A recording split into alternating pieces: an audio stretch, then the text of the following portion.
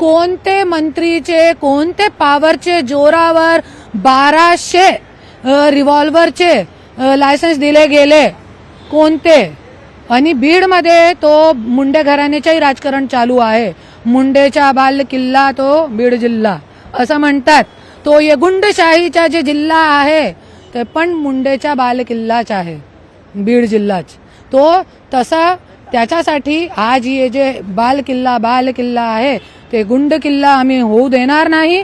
आणि हे जे आमचे वंजारी समाजाचे, मी वंजारी समाजाची सून आहे, वंजारी समाजाचे एकमेक वारसाची मी आई आहे.